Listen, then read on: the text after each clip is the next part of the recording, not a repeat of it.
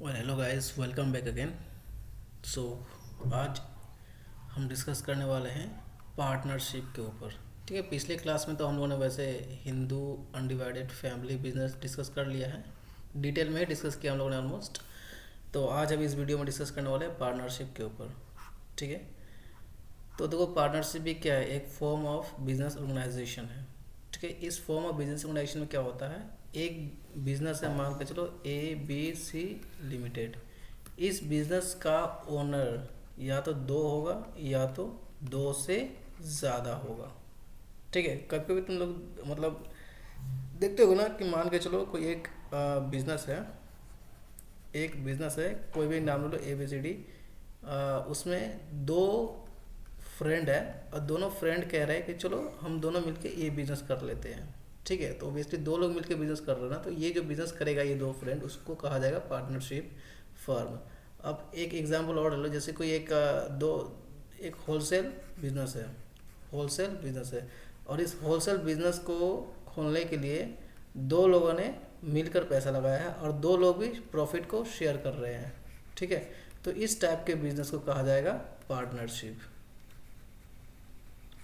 ठीक है, पार्टनरशिप एक बिजनेस है जिसमें दो या दो से ज़्यादा लोग मिलकर बिजनेस करते हैं, तो उसको पार्टनरशिप कहा जाएगा। एक सिंपल सा बात है कि एक बिजनेस का जो ओनर है, एक बिजनेस का ओनर या तो दो होगा या तो दो से ज़्यादा होगा, लेकिन अगर एक नहीं हो सकता। अगर एक ओनर है तो उसको सोल प्रोप्राइटरशिप का कहा जाएगा। ठीक है, यहाँ पे लिखा भी है, देखो, partnership means a type of business arrangement where two or more people come together to run a business and share its profit and losses। ठीक है, तो ये जो दो या दो से ज़्यादा ओनर होगा ना, ठीक है, पार्टनर होगा, इसको हम लोग पार्टनर कहते हैं। जैसे मान के चलो इस ABCD को दो लोग मिलकर चला रहा है, दो लोगों का नाम क्या है, ए और बी दोनों मिलकर बिजनेस चला रहा है, तो ए और बी दोनों को पार्टनर कहा जाएगा। ठीक है, तो partnership form of business organisation में जो ओनर होते हैं उसको पार्टनर के नाम से जाना जाता है और जो बिजनेस है उसको पार्टनरशिप बिजनेस कहा जाता है। ठीक है, चलो अब आता है कि फीचर्स। अब जानते हैं फीचर्स क्या होगा। ठीक है, ये जा नहीं रहा है। हाँ, ठीक है, फीचर क्या है कि सबसे पहला फीचर तो ये है कि दो या दो से ज़्यादा लोग मिलकर काम करेंगे। ठीक है, एक आदमी काम नहीं कर सकता पार्टनरशिप में। अगर उसको एक आदमी होगा तो उसको सोल प्रोप्राइटरशिप कहा जाएगा। दूसरा क्या है ना कि जब दो आदमी मिलकर काम कर रहा है तो ऑब्वियसली दोनों में एक एग्रीमेंट बनेगा, उस एग्रीमेंट का नाम है पार्टनरशिप डीड। इस पार्टनरशिप डीड में पूरे डिटेल इंफॉर्मेशन होगा। ठीक है, कि किस टाइप का बिजनेस है, क्या बिजनेस कर रहा है, कौन कौन बिजनेस कर रहा है, ठीक है, कब बिजनेस स्टार्ट हुआ है। नेक्स्ट है, जब दो लोग मिलेंगे ना तो उसका जो पर्पस होना है, उसका जो पर्पस होगा वो बिजनेस होगा। ठीक है, बिजनेस करने के लिए वो दो लोग इकट्ठा हुए हैं, बिजनेस करने के लिए दो लोग पैसा मिला रहे हैं। ठीक है, नेक्स्ट है profit sharing. Of course profit sharing होगा। ठीक है, अगर ए और बी दोनों मिलकर अगर बिजनेस कर रहे हैं तो दोनों का अपना अपना एक प्रॉफिट शेयरिंग होगा। यहाँ पे सोचने वाली बात यह है कि मतलब क्वेश्चन आएगा कि क्या इन दोनों का प्रॉफिट शेयर इक्वल होगा, क्या इन दोनों का प्रॉफिट शेयर इक्वल होगा। तो इन दोनों का प्रॉफिट शेयरिंग इक्वल सिचुएशन पे होगा कि किस सिचुएशन पे वो लोग अपना बिजनेस खोल रहे हैं। ठीक है, अगर ये दोनों डिसाइड कर रहे हैं कि हाँ चलो कैपिटल कोई भी कितना भी दिया, मान के चलो कैपिटल ए दे रहा है 5 लाख और बी दे रहा है 6 लाख। ठीक है, लेकिन दोनों ने डिसाइड किया है कि नहीं, हम दोनों का जो प्रॉफिट शेयरिंग होगा वो इक्वल होगा, तो इक्वल होगा। अगर ये दोनों डिसाइड कर रहे हैं कि नहीं, हमारा जो प्रॉफिट शेयरिंग होगा वो कैपिटल के बेस पे होगा, ठीक है, तो ऑब्वियसली इस कैपिटल के बेस पे होगा। ठीक है, इक्वल नहीं होगा उस सिचुएशन में। नेक्स्ट है अनलिमिटेड लायबिलिटी। अनलिमिटेड लायबिलिटी का मतलब मैंने बताया था कि अगर मान के चलो अगर 10 लाख रुपया लोन लिया गया है और सिर्फ 2 लाख रुपया का लोन ही रिपेमेंट हुआ है, तो रिमेनिंग 8 लाख रुपये अगर रिपेमेंट वो लोग नहीं कर पा रहे हैं तो 8 लाख रुपये पार्टनर का पर्सनल प्रॉपर्टी को बेच के भी ये 8 लाख रुपए वसूला जाएगा। तो इसको कहा जाता है अनलिमिटेड लायबिलिटी। ठीक है, नो सेपरेट लीगल एंटिटी का मतलब ये होता है यहाँ पे ओनर एंड बिजनेस सेम है। ओनर और बिजनेस सेम है, ओनर और बिजनेस अलग अलग नहीं है। नेक्स्ट है वॉलंटियरी रजिस्ट्रेशन। वॉलंटियरी रजिस्ट्रेशन मतलब ये होता है कि जैसे ये partnership form of business organisation है, तो पार्टनर के ऊपर डिपेंड करता है कि इस बिजनेस को रजिस्टर करे या ना करे। रजिस्टर करे तो भी ठीक है, ना करे तो भी ठीक है, ठीक है। हाँ, लेकिन अगर रजिस्टर करता है तो बेनिफिट तो ऑब्वियसली मिलता है, ऐसा तो नहीं है कि बेनिफिट नहीं मिलेगा। हाँ, लेकिन कोई बात नहीं, अगर रजिस्ट्रेशन नहीं भी कर रहे हैं तो कोई दिक्कत नहीं है। यहाँ पे डिपेंड करता है रजिस्ट्रेशन करो या ना करो, ठीक है। तो ये रहा फीचर्स ऑफ पार्टनरशिप। नेक्स्ट आते हैं मेरिट। मेरिट मतलब एडवांटेज। एडवांटेज क्या है? तो सबसे पहला एडवांटेज ये है कि इजी फॉर्मेशन, मतलब बिजनेस को खोलने में ज़्यादा दिक्कत नहीं होता है, बहुत ही इजी तरीके से बिजनेस खुल जाता है।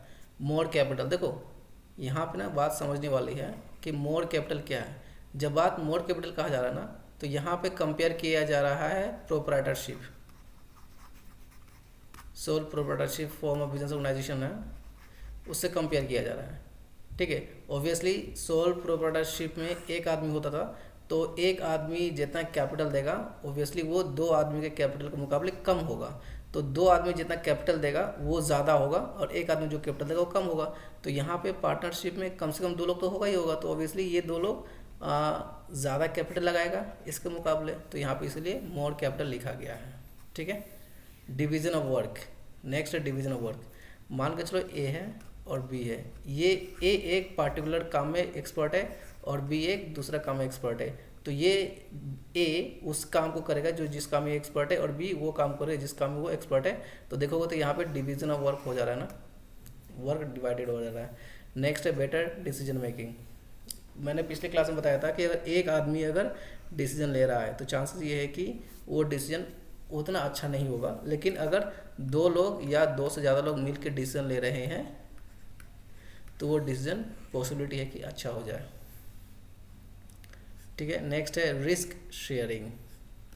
हम लोगों ने प्रॉफिट शेयरिंग की तो बातें कर लिया ना, अब रिस्क शेयरिंग। मान के चलो 400 रुपये का लॉस हो गया, 400 रुपये का लॉस हो गया, तो ये दो पार्टनर इस लॉस को शेयर कर लेगा। नेक्स्ट है फ्लेक्सिबिलिटी। फ्लेक्सिबिलिटी का मतलब ये होता है कि कभी भी चेंजेस लेके आया जा सकता है अपने प्लानिंग में। नेक्स्ट है सीक्रेसी। सीक्रेसी मतलब ये होता है कि मान के चलो कुछ प्लानिंग कर रहा है, ठीक है, तो सिर्फ और सिर्फ पार्टनर के बीच में ही रहेगा और दूसरे लोगों को पता नहीं चलेगा, तो इसको कहा जाता है सीक्रेसी। मतलब अगर वो लोग सीक्रेट किसी भी चीज़ को रखना चाहे तो वो रह सकता है।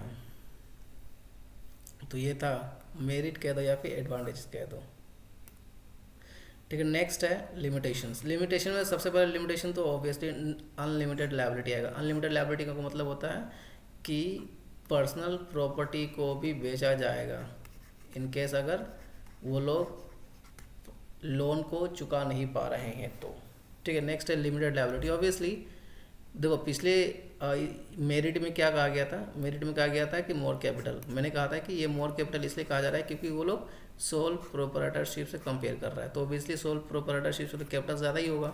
लेकिन अगर हम बात करें कि कैपिटल ओवरऑल कितना है, तो ऑब्वियसली लिमिटेड ही है कि मान के चलो 2 लोग हैं, 3 लोग हैं, 4 लोग हैं, 5 लोग हैं या 10 लोग हैं, ठीक है, कैपिटल कितना ही दे देगा, है ना।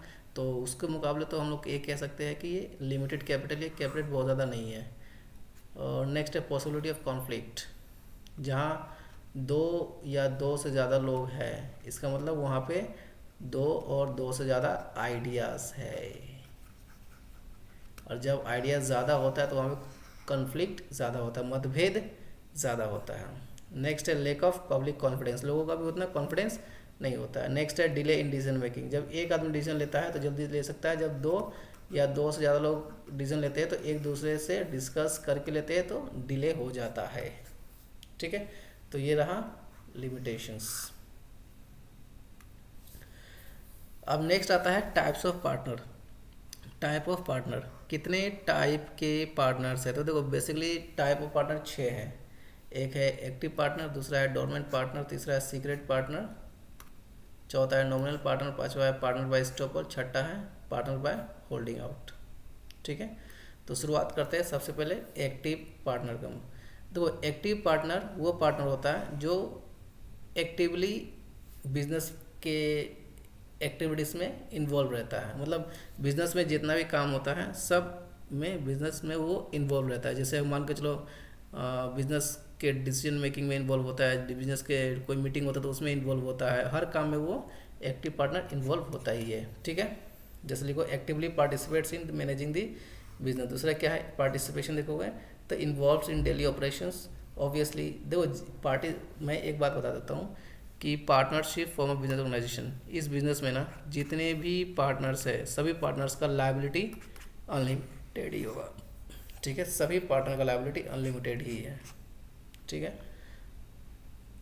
तो ऑब्वियसली एक्टिव पार्टनर है तो कैपिटल तो कंट्रीब्यूट करता ही करता है। ठीक है, अगर दो ध्यान दो, एक्टिव पार्टनर क्या करता है, बिजनेस में इन्वॉल्व होता है, बिजनेस के सभी कामों में इन्वॉल्व होता है। ठीक है, और इसका लायबिलिटी अनलिमिटेड होता है और एक कैपिटल भी देता है। ठीक है, नेक्स्ट क्या है, dormant partner. Dormant partner capital तो देता ही है, इसका लायबिलिटी भी अनलिमिटेड होता है और ये पार्टिसिपेट नहीं करता है, नो एक्टिव रोल। ठीक है, ये सिर्फ क्या करता है, पैसा दे देता है और बोलता है कि पैसा दे दिया मैंने, अब तुम लोग काम कर लो। ये मीटिंग वीटिंग में भी नहीं जाता है, डिसीजन मेकिंग में भी इन्वॉल्व नहीं होता, इसलिए कहा गया है does not take part in management. ठीक है, देखो अगर यहाँ पे समझ में नहीं आ रहा है ना, तो अगर बोलोगे तो मैं एक एक्स्ट्रा क्लास सिर्फ और सिर्फ टाइप ऑफ पार्टनर के ऊपर ही एक क्लास दे दूंगा। ठीक है, नेक्स्ट आता है सीक्रेट पार्टनर। सीक्रेट पार्टनर क्या होता है, ये सब काम करता है जो एक्टिव पार्टनर काम करता है। ठीक है, लेकिन एक्टिव पार्टनर में और सीक्रेट पार्टनर में एक फ़र्क ये होता है कि एक्टिव पार्टनर के बारे में सभी लोगों को पता होता है और सीक्रेट पार्टनर के बारे में किसी को पता नहीं रहता है। ठीक है, ये डिसीजन, ये डे टू डे एक्टिव में भी काम होता है, काम इन्वॉल्व होता है, ये मीटिंग में भी इन्वॉल्व होता है। ठीक है, पार्टिसिपेट करता है, डिसीजन मेकिंग में भी पार्टिसिपेट करता है। ठीक है, इसका लायबिलिटी अनलिमिटेड होता है और ये पैसा भी देता है, लेकिन लोगों को, पब्लिक को पता नहीं होता है कि अच्छा ये भी पार्टनर है। ठीक है, नेक्स्ट आता है नॉमिनल पार्टनर। ये नॉमिनल पार्टनर वो पार्टनर होता है जो सिर्फ अपने नाम को यूज़ करने के लिए देता है। ये कैपिटल नहीं देता है, पैसा नहीं लगाता है, सिर्फ अपना नाम देता है, लेकिन इसका भी लायबिलिटी अनलिमिटेड ही है। ठीक है, नॉमिनल पार्टनर का भी लायबिलिटी अनलिमिटेड ही है। ठीक है, ये सिर्फ अपना नाम देता है, लेकिन फिर भी partner by estoppel. Partner by estoppel क्या है, behaves in a way that leads others to believe that they are partner. ठीक है, पार्टनर बाय एस्टॉपल का मतलब ये होता है कि एक आदमी है ए, ये ए का बिहेवियर कुछ ऐसा होता है कि ऐसा लगता है लोगों को कि ये ABC लिमिटेड बिजनेस का पार्टनर है। ये बेसिकली होता नहीं है, ये पैसा लगाता नहीं है, ये डिसीजन मेकिंग में नहीं होता, कुछ भी नहीं होता है, ये बिजनेस का हिस्सा ही नहीं है। ठीक है, लेकिन फिर भी इसका लायबिलिटी अनलिमिटेड होता है क्योंकि इसका बिहेवियर से लोगों को लगता है कि ये पार्टनर है। ठीक है, नेक्स्ट है partner by holding out. Partner by holding out मतलब क्या होता है, knowingly allows themselves to be represented as a partner। Partner जैसे एक ए है, ठीक है, ए कुछ नहीं करता है, ए ना, जैसे मान के चलो कोई एक बी है। ठीक है, अगर बी ये कह रहा है कि ए उसका पार्टनर है, या बी का बिहेवियर कुछ ऐसा है कि लोगों को लग रहा है कि ए उसका पार्टनर है और ए ऑब्जेक्शन नहीं कर रहा है, मतलब वो मना भी नहीं कर रहा है, तो इस टाइप के बिहेवियर को भी हम मानते हैं कि वो पार्टनर बाय होल्डिंग आउट है। लेकिन ये भी वही वाला बात है कि कैपिटल वैपिटल कुछ लगाएगा नहीं, लेकिन फिर भी पार्टनर मतलब लायबिलिटी उसका अनलिमिटेड ही रहेगा। देखो इसमें और इसमें फ़र्क है, इसमें इसका बिहेवियर कुछ ऐसा है जैसे लगेगा कि वो बिज़नेस का हिस्सा है, और इसमें इसका बिहेवियर नहीं, जो ओनर है, जो बिज़नेस का ओनर है, उसका बिहेवियर कुछ ऐसा होगा जो लगे कि ये उसका पार्टनर है और ये ऑब्जेक्शन भी नहीं कर रहा है। इसका मतलब जानबूझ के अलाउ कर रहा है कि हाँ चलो ठीक है उसको करने दो ऐसा। ठीक है, तो आया समझ में आया होगा। तो देखो यहाँ पे ना अगर टाइप ऑफ पार्टनर जो है इसके ऊपर अगर कंप्लीटली समझ में नहीं आया होगा तो ऑब्वियसली मैं एक वीडियो सिर्फ टाइप ऑफ पार्टनर के ऊपर ही बना दूंगा। ठीक है, सो तब तक के लिए बाय बाय।